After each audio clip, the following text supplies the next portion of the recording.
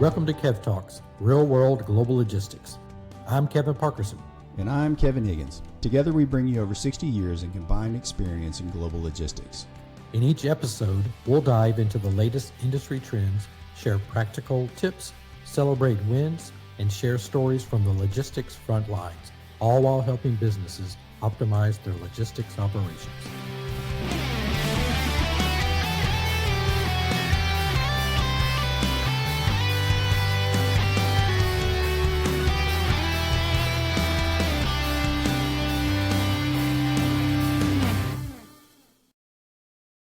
Welcome to Kev Talks, Real World Global Logistics. We're thrilled to welcome Mike Robinson. Mike is a seasoned C-level executive, retail operator, board member, startup advisor, and angel investor with over 30 years of experience across multiple industries.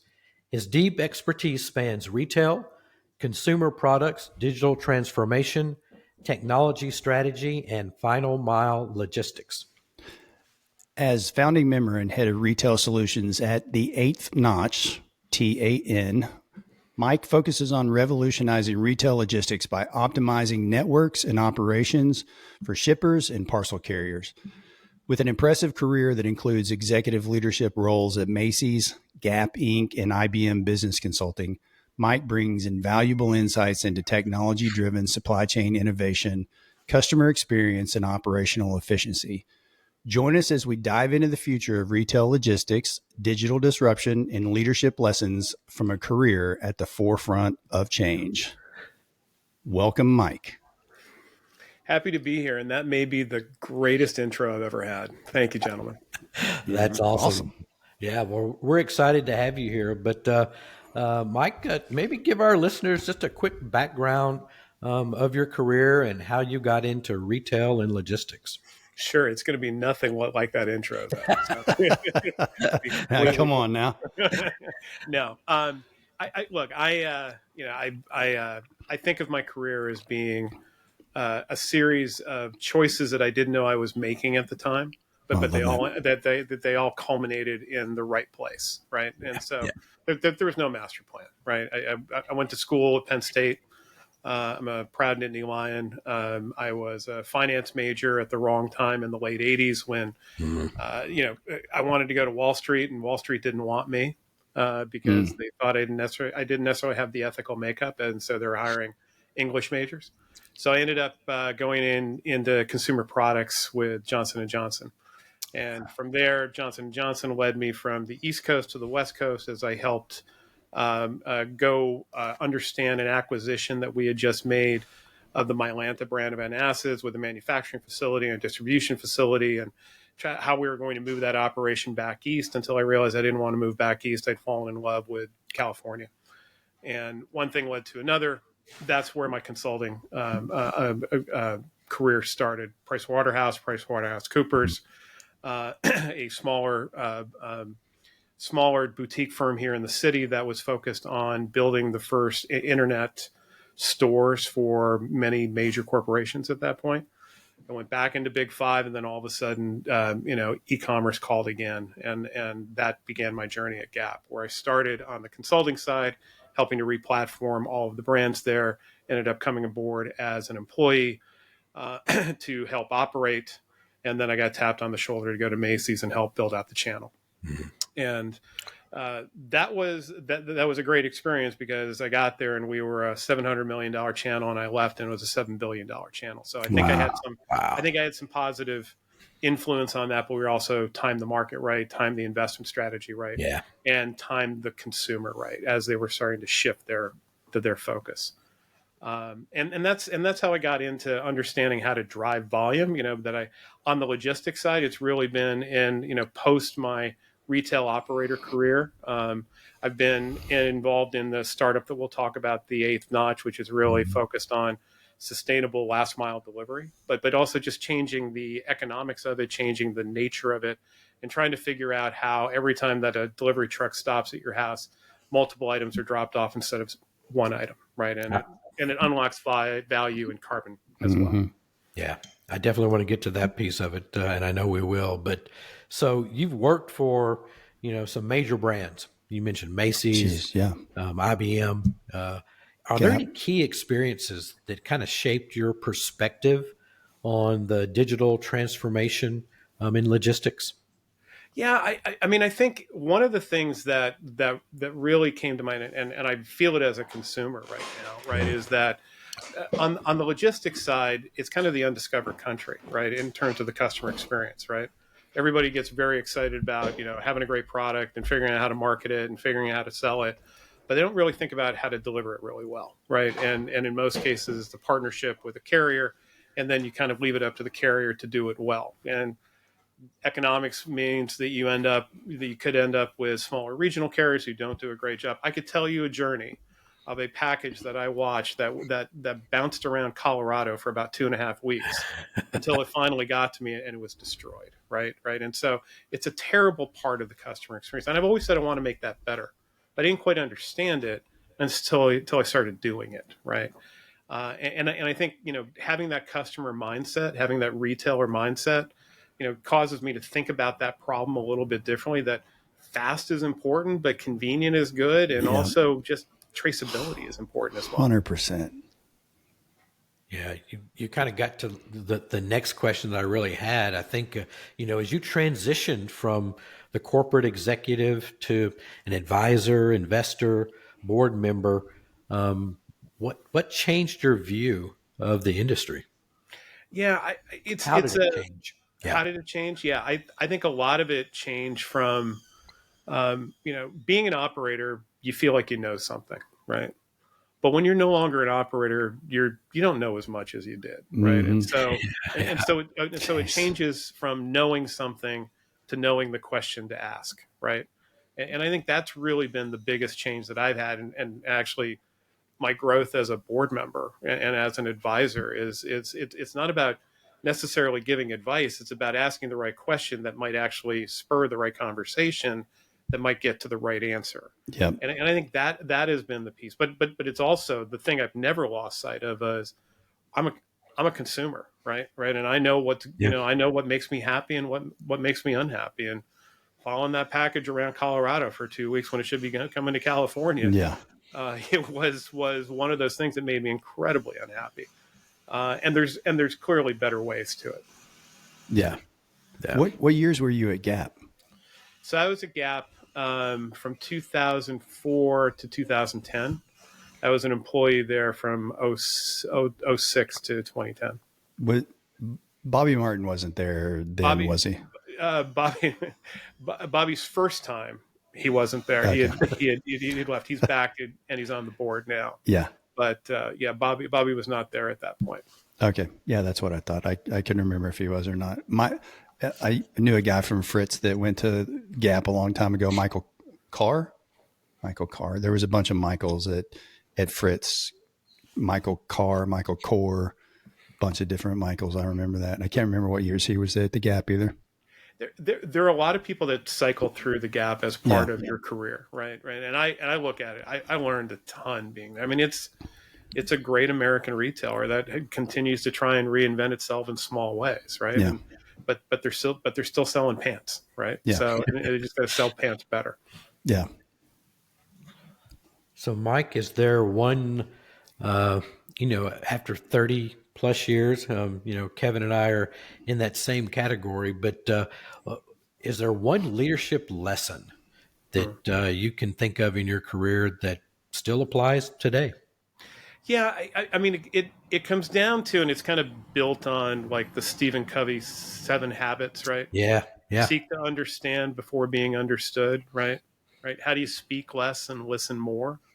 And then a board member that I worked with at Vista, she was on a podcast recently, and she said this, and it really crystallized it for me in terms of what I think that I've been searching for in terms of how to articulate it. And Yeah. it goes something like this: is that recognize that we may not always be like-minded, but more than likely we are like-hearted, right? In terms Oh, of we all have the same intent, but we may have different paths to getting there, right? And I think about our nation and how that's good. patriotism is co-opted, and things of that nature.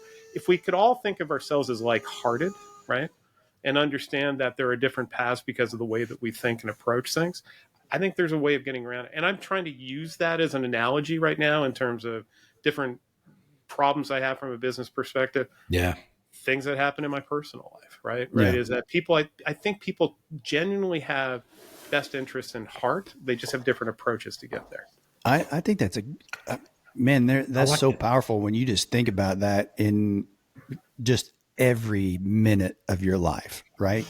You don't have to be like-minded, but we are like-hearted. And whether it's, this country, our teams, us here, our friends, our relationships with our significant others, our relationships with our friends, we're attracted to, we're part of a group, of community of people for a reason, right? The chances are that we are like-hearted. And I love that. That is just Yeah. so powerful. Yeah. That's really good. I hadn't heard it, articulated that way, but I really like that. Yeah. And if Yeah. you end up putting it on a t-shirt, I'd like one of them, please. Yeah. We'll send you a code for that. Thank you. I really Find it on appreciate the Kev Talks store, it. right? I appreciate that. Thank you. I am Well, writing it down though. let's talk a little bit about digital transformation. I know Sure. it's kind of a buzzword. What does that really mean in the retail supply chains? I think people explain it in lots of different ways, right? I try to make it as simple as possible because I ain't that smart, right? As I like to say. Um, I think it's about the willingness to recognize that if you're going to be better at things, you have to share data and and allow technology to do some of these things, but allow humans to do things better. Mm, And I think so many of the things that we see in the retail space in general and on the logistics side is just because it disconnects, right? And how do we find ways of creating connections through that? In many ways, it's just shared data, right? Right? Is if I'm willing, if I'm willing to share my forecast with you, you probably have a better opportunity of being able to service me, right? Right? If I even if I'm wrong, at least we're wrong together, right? right, And and, right, and we and instead of making you guess and I overwhelm you in some way, shape, or form. Right. Um, and I think that there's lots of things you can do, especially the rise of AI I think is so intriguing and so right. interesting, and we can do things with that. But it's just if we were willing to share data, and I think the digital transformation has always been about how do we have data that moves through systems, but also how do we ensure that it's shared and it's better understood. But it's Mm, always about helping humans make better decisions, and I think that's one of the things that we need to never ever lose as we move to this AI, part of the conversation. yeah. So with the rise of e-commerce, how do you feel that retailers has it changed the way retailers have approached the final mile? Yeah, I think I think it's made it more complex, right? Right. I think this. I think as we realize that we've got more places to ship from as we figure out where to place Yeah. inventory initially, but we've got more places to ship to, right? Right. In terms of every address in America is potentially a place that we need to come Yep. to, but also more ways to deliver the product, right? Right. And or more ways to give options to the customer Right. to get their product, right? Pick up from store, pick up from an access point, have it delivered directly to me, have it delivered to me on a different day. And I think everybody's trying to solve the problem differently, but it also creates confusion. I'm thinking about I did an order for some things from a drugstore, right? And I decided to have it delivered to me instead of going 4 blocks over and picking it up, right? Uh, but as I got through checkout, I was just overwhelmed by the myriad of options that I was given, and ended up having some items shipped to me and some items that I identified I was going to pick up, right? Mm, Which created some confusion for me. And I'm a pretty savvy guy, right? When it comes to, I believe I am. I ain't smart, but I'm savvy. But yet I got confused with it, and I think that's what we're doing is this abundance of choice mm, that we're offering to people. Sometimes is confusing, and I think for the retailers and the logistic partners and everyone else trying to figure out how to boil it down to get to that. You may have an abundance of choice, but let's give you a quality of service, right? Yeah. And I think oh, that's that's a good. push right now. Yeah. Yeah. That's good.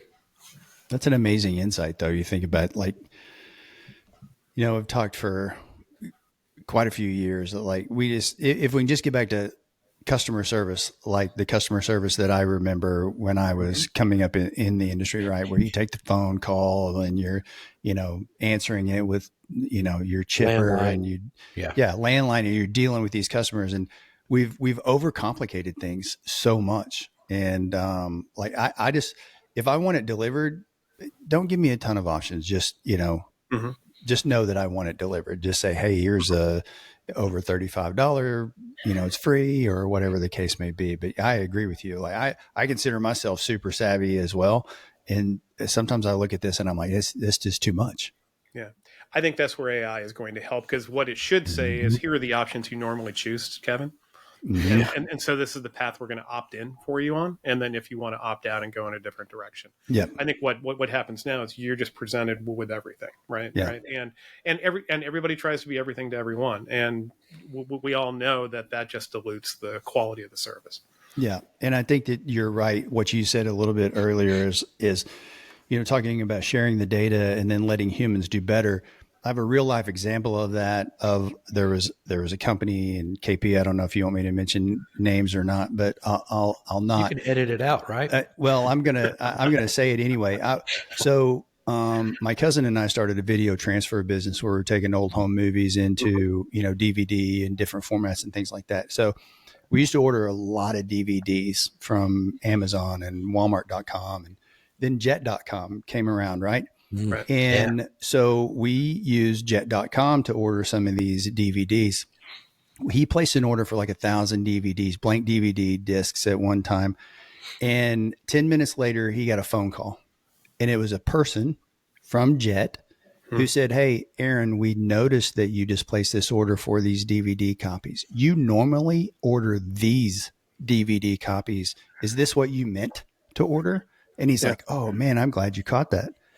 And he never ordered a DVD from anybody else until Jet was acquired by Walmart, because of that one moment right there, where their system said, hey, this is out of the ordinary. And a human made a decision to call him and say, hey, we noticed this do you want us to correct it? And he's like, absolutely.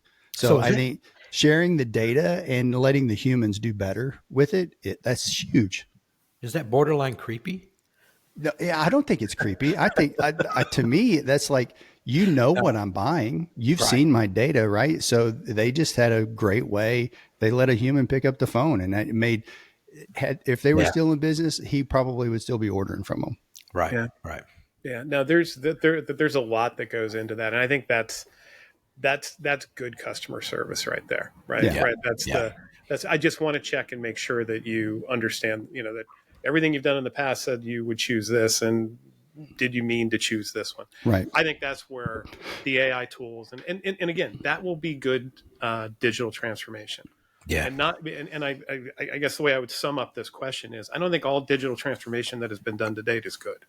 Right. Mm-hmm. It's been done Sure. in many ways to strip cost out, right, but not add service in. And what you just described was something where there was an alert to a human who basically said, I gotta save this one because this customer is going to be upset.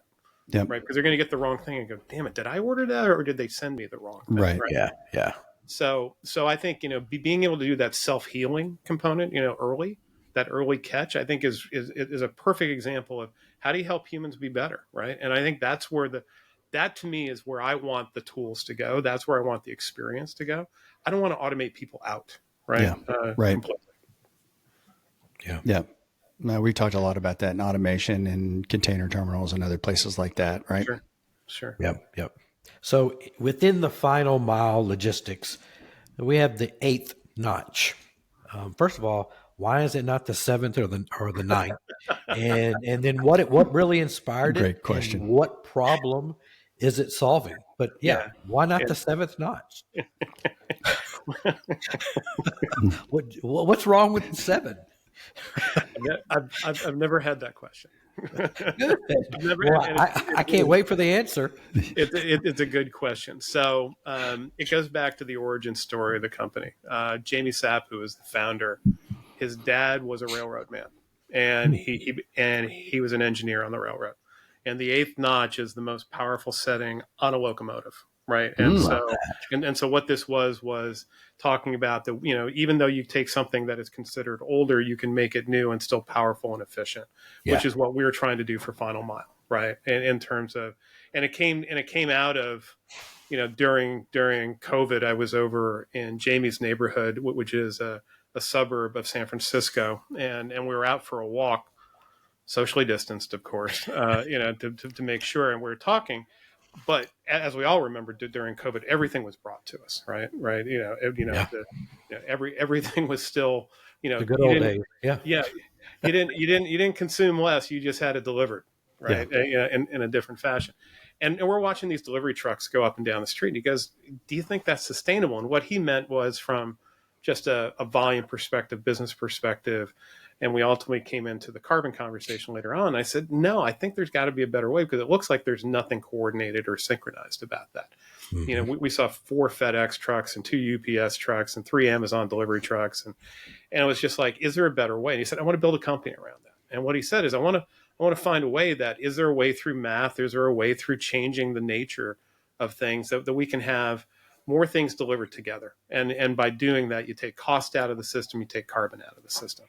And it requires a change upstream. It requires to determine when to start the journey, to take advantage of the efficiencies of the networks, so that if something's already in flight, that you can marry it up at that final sort hub, and those 2 items go into the back of the delivery truck, and they end up being delivered that day on the route. And what we found is there's a pretty high rate, somewhere between 15 and 20%, up to 25% of the time, just because of the sheer velocity of what people are ordering now in e-commerce, is that you can find a match. And if you change the nature, you change the date of when something is shipped, instead of saying ship as soon as possible, to maybe ship it tomorrow, right? Or maybe even at the outset 2 days, still live inside that customer promise window that you've made that commitment. You can find a way to be able to connect it with it. And what we then said is, all right, how do we incent that retailer to do it? And so we forged a relationship with one of the 2 major package carriers in the U.S. You would flip a coin, you'd be right half the time, you'd be wrong half the time. I'm just still under NDA, so I can't mention Yep. who it is. And they said, we've been trying to break the back of this forever, but we can never figure out how to incent the retailer. And we said, well, each time that delivery truck doesn't need to stop in front of Kevin's house, right? How much money do you save? And they're like, several dollars. I said, well, what if you use that as an incentive pool, right? They use that to not only pay the retailer to change their behavior on when to ship, but Mm-hmm. pay us because we found a way to be able to tell them when it was the right time. And they said, love it, go build a business, right? And so we built the technology, which is middleware in the middle. We take information from the carrier in terms of everything that's currently in flight over the next 7 to 8 days, and we take the orders that are about to ship from a retailer perspective and start scheduling them to be able to match with things that are already in motion. And each time that retailer ships on the date that we tell them to, magic is created. They get an incentive, we get paid, and a delivery stop is eliminated. Dollars are saved. 800 grams of CO2 is never created. Wow. Sounds simple, right? It does, but it definitely is I've got a real world example of exactly what you described of in my neighborhood. Here I am in Northwest Arkansas. I work out of my home. My office is in the front part of my house. I can see our neighbors, and I know how many Amazon deliveries and FedEx and DoorDash my neighbors are getting. So I'm that guy in the neighborhood. But I do see multiple, at times I have seen, multiple, I'll say it, FedEx trucks, Yeah. or multiple UPS trucks up and down the street. Is that what you're talking about? That the eighth notch would help solve or minimize or prevent some of the Yeah. duplication of those type deliveries where it Yeah. makes sense? When it's done at scale, that we're talking about route compression, right? Yeah. Or day elimination, right, and around that. Okay. So it's Okay. effectively taking trucks off the road, right? Yeah. And anytime that I talk to a retailer about this, that they look at it through the lens of, they've been conditioned by yesterday's Amazon to ship as fast as possible because speed is the only thing that matters. We have to convince them that coordinated and synchronized is better, and that there's a carbon component to this as well, and a financial savings, but also recognize that today's Amazon is doing this already. Yeah, Right. exactly. I mean, they don't tell you, that they don't deliver on the day they tell that you ask for. They give you the options of the day that they could deliver. That's right. And every time they give you an option, it's because something else is either coming to you already or coming nearby you. Yep. Even if it's 7 a.m. the next morning, right? Okay. They've already broken the back of this, right? And so they're conditioning everyone. And now they're talking about it with a sustainability message, right? So all we're trying to do is saying, look, if you want to chase Amazon again, you got to chase them this way. You can't chase them the way you were chasing them yesterday. Okay.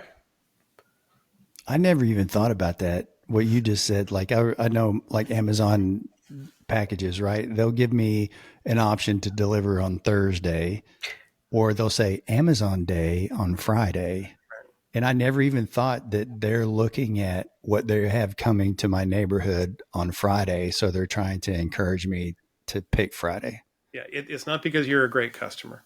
No, you are. I am not. You're a great guy, Kevin. Right? Yeah. But it's because it's more convenient for them, I right? Because never they've already got something, or they're predicting that something will be coming at that point, just because of the velocity patterns on the rats already. So that's awesome. We're trying to do the same thing for the rest of the retail industry with a single carrier. I would like to be multi-carrier, but we chose to go single carrier to get traction. Yeah. And it's an incredibly important partnership for us. So you're rolling that out through a region. What's that look like? Yes. So we go to market through the carrier, that they position this in their accounts as either, here's a chance to be able to save money. Here's a chance in your new contract. Here's a chance to save carbon. Here's a chance to take volume away from a competitor, right? That they use this strategically. So we've recently gone live with two of the largest retailers in the U.S. With one of them with all of their distribution centers spanning the U.S., with the other one with a swath of distribution centers and stores, and we'll be going full network over the next month or so. We are also onboarding additional smaller retailers as well. The model works with anyone that ships, right? And it ships using this carrier. And so we are aggressively looking to onboard as many retailers as possible, because I can't get to what you asked about, Kevin, which was, route compression or day elimination until I get the volume, right? So, right now the real impact is, but the metric that we talk about is delivery stops, right?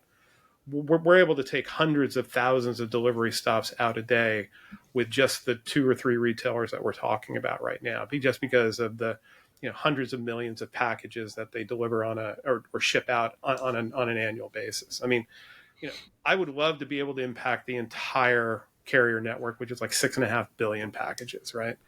But if I even get 10% of that, it's a massive shift. So you're not at the 8th notch yet then, right? You're kind of hit the 5th or 6th. I'm gunning it hard. But yeah, I mean, we have a lot of room to grow, right? Yeah. And that's the point. I mean, we are a relatively humble, startup, trying to service a very, very large package carrier who services very, very large retailers. Right. But it requires that shift in thinking, right? Yeah. That speed isn't the only thing that matters, right? And it's something that we talk to the retailers about. Is you can market this, right? That you can easily talk about reinventing free shipping right now, in terms of, if you give us a little bit more time, that we'll find the most sustainable option for you. You still get it for free, and you're helping the earth out at the same time. Yeah. So Mike, with that, let's talk kind of future trends. Sure. Drones, autonomous vehicles. Is that going to change any of this, or how does it get integrated into what you're talking about with 8th notch? All of those things I think are really interesting. I think the hysteria that the world saw with the New Jersey drones is an interesting thing, that there's still an acclimatization that we're going to need to go through. That was Higgins down there in New Jersey, up there in New Jersey, with his drones flying them around, well, look, just causing havoc. That's what he does. I mean, based on the story you told me before we started recording, right? It And doesn't that's not that, and listeners, that's in the bonus material. Patreon members. Yes. I think it's a really interesting thing. I think there will always be use cases for drones, right? Yeah. Right. I think medical is probably one. Things that have instantaneous thing. The verticality of buildings probably helps with that. Yeah. I'm not sure there's going to be a lot of drones stopping at 1291 Fifth Avenue, San Francisco, right? Right, Yeah. and dropping off a package. I think the autonomous vehicles are an interesting one, right? As they become more and more adopted, right? And they're no longer just cruising the street waiting for a ride. Yeah. I think they become interesting both from a delivery and a return perspective, right? In terms of the circular type of option, right? I've got a return going back, right? And, car shows up in front of my house and there's a lockbox in it that I can drop it in and off it goes to the place that it gets collected to start its return journey. So I think there's a lot of things that we can do when we start thinking about how do you bring things together for mutual benefit, right?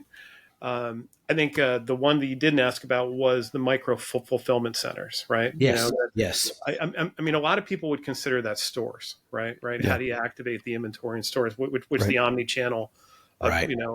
has really been pushing as much for that. But you marry that with the autonomous vehicles and maybe for some items on the drones, I think you've got a lot of options, right? I don't think individually they're as Right. valuable as they are in terms of the next generation network. Collectively. Yeah. Do you see that with people though? You see the opportunity with people though? I'm just thinking about larger cities, and I know like Uber and Lyft have like their carpool and things like that. But I was just thinking like if there was a large group of people in Fayetteville, Arkansas, who had to commute to Bentonville every day, is there an opportunity for that kind of I don't know, collaboration? Do you see it that way? Why not? Right. Right. Yeah. I mean, I think it's, if somebody's making a journey and an item should be making a journey along with them, right? Can you incent them to be that courier? I mean, I've been talking to a couple of different companies who are thinking about things like that. One is in how do they, kind of disrupt the rideshare approach just because the human is being, co-opted in this one and disrupted in many ways.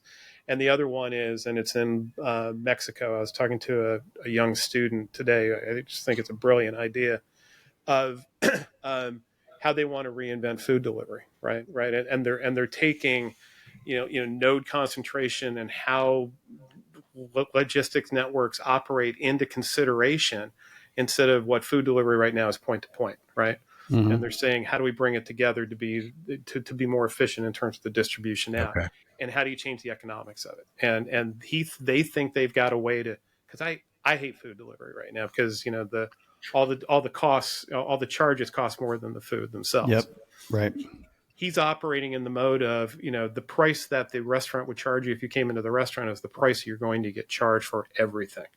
We're going to change the unit economics because of the way he's going to work with the restaurants, and then how he works through the distribution model as well. So I think humans are still going to be core to this. I'm going to come back to what I said before. Technology, inclusive of AI, will make it easier for humans to be better. Yeah. We have to think about them together, right, and not think about one replacing the other. Yeah. Yeah. Love that. Yeah. So, and you may have already answered this a little bit, as you talked about eighth notch, but is there anything else that's most overlooked, an aspect of the final mile that businesses should be focusing on?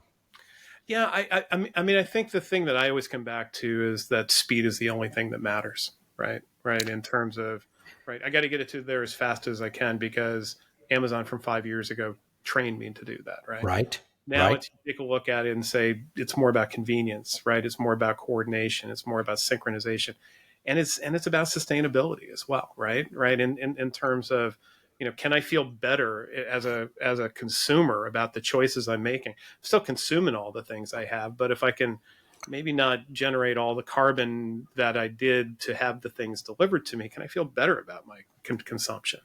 So I think those are the things, is that if you can break the back of speed and bring in convenience and coordination and sustainability to it as well, I think it changes the way you think about the problem.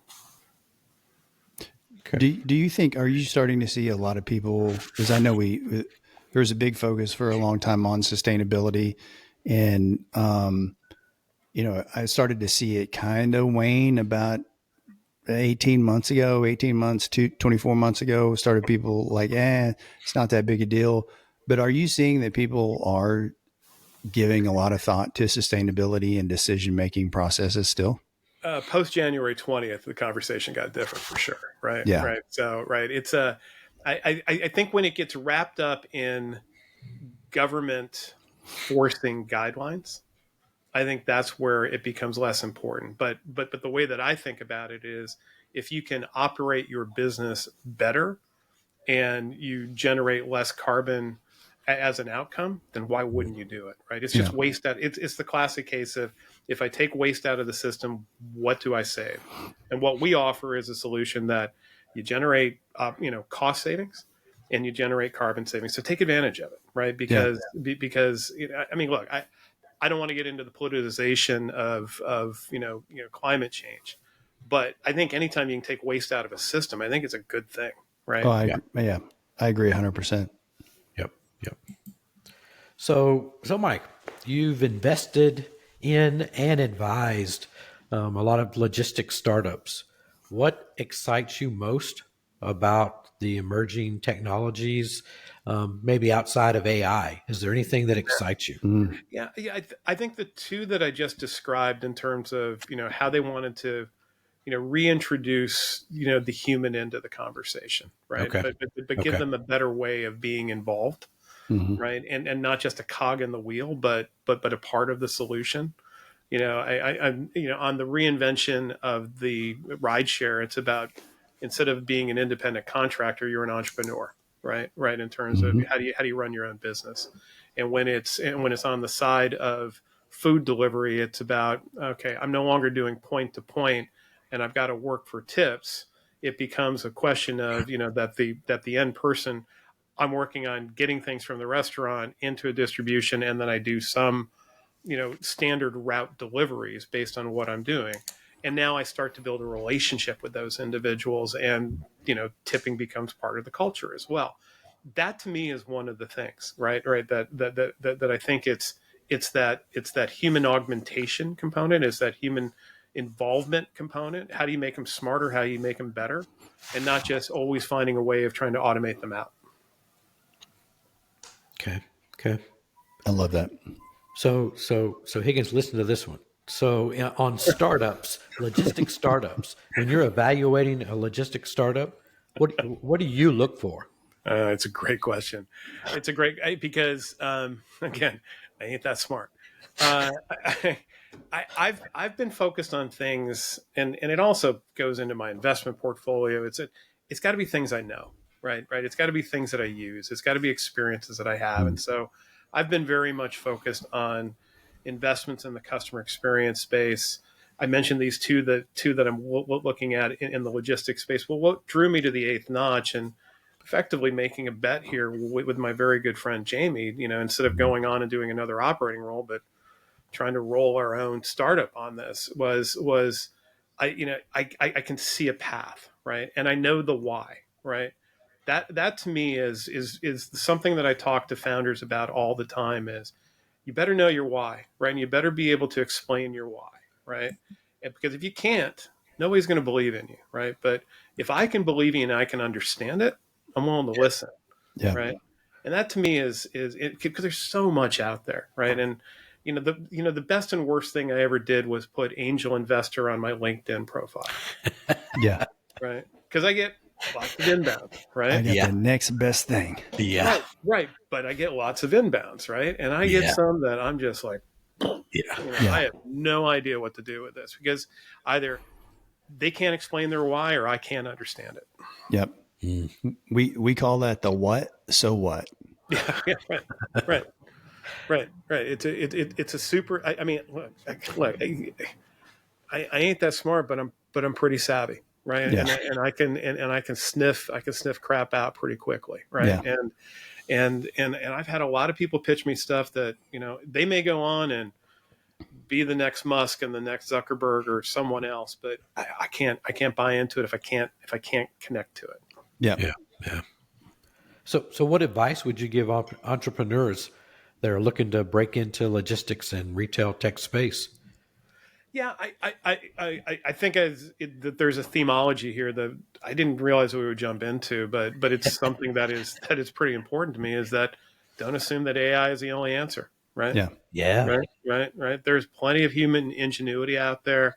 There's human empathy that's needed, right? You talk about Kevin's customer service call, right? Yeah. That was clearly a human empathy conversation. Yeah. Yeah. And there's plenty of ways to solve these problems, right? And don't be afraid to apply common sense, right? How we augment humans to do better is just as important as finding a way to replace them. Oh, That's good. That's really good. I love that. Well, listen, Mike, this has been really, really good. I don't want to finish this, but I do want to start wrapping it up. This has been really insightful and informative in regards to what Eighth Notch is doing and how they're solving, a last mile logistics. But, what's the best career advice that you have ever received? Yeah. One of my first, it's a good question. One of my first managers out of college kind of gave me this mantra, and it took me a long time to really understand it and kind of, embody it. But it kind of goes like this, right? And it starts with a familiarity breeds comfort. Comfort breeds trust. Trust breeds partnership. Partnership breeds mutual success, right? And if you just follow that, and what it starts with is giving of yourself, right? Yeah. Right. And if you're willing to do that, you can probably be successful with someone downstream. Wow, that's really good, Mike. That is. We could finish right there. We're not, but man, that summed it up. That's really good, and I think that will resonate with a lot of our listeners. So that's absolutely, really good. Absolutely. And I think KP, just to interject real quick with a question for Mike is, Kevin asked you about, what advice would you give an entrepreneur, but I'll change the question just a little bit because we like to ask this. We're constantly thinking about the next generation of people coming into supply chain and logistics. And so if there was somebody who was in high school, college, or they've, had a 20-year career somewhere else and they were considering, a career in logistics or supply chain, what advice would you give them? It's not just for knuckle draggers, right? Right. I think all we got to think about is what happened during COVID when containers got stuck on the wrong side of the world, right? Mm-hmm. The smartest people in the world. I think about my buddies who are in the military and work in the logistics, thing. Moving an army is one of the most incredible things in the world, and supplying an army. We're going to need smart people figuring this out if we're going to continue. If we're going to be a global economy, even if we're going to be a national economy. Right. We're still going to need to figure out how to move stuff around more efficiently and more efficiently and more efficiently. And that's going to require some really breakthrough thinking. And don't assume the machines are going to do it, right? Because the machines are only going to do as well as the data that we give them, right? Yep. And we're going to have to generate the data somehow. We're going to have to generate the thought and the algorithm on our own. That's great advice. All right, Mike. So where can listeners connect with you and learn more about what you're doing? Yeah, we are limited in terms of where we tell our story. It's primarily on LinkedIn, where they can connect with me or the Eighth Notch, which is T8 Notch, or our website, which is www.t8notch.com. Or if anybody is out there and interested in learning more about what we do and getting involved in our program, just email me directly at mrobinson@t8notch.com. Yeah, and we'll put that information in the episode summary as well. That'd be great. Yeah, love it. Yeah. Well, listen, Mike, I really enjoyed the conversation. We'll definitely have to have you back. I think we just skimmed over a lot, but it was really good content, great career perspective. So thanks very much for joining us here on Kev Talks Real World Global Logistics. Absolutely, Mike. Appreciate you. Thank you. We hope you enjoyed this episode of Kev Talks Real World Global Logistics. If today's discussion inspired you, don't forget to follow, subscribe, rate, and share our podcast. Remember, every great journey in logistics starts with a single step forward. Let's continue working together to transform the industry.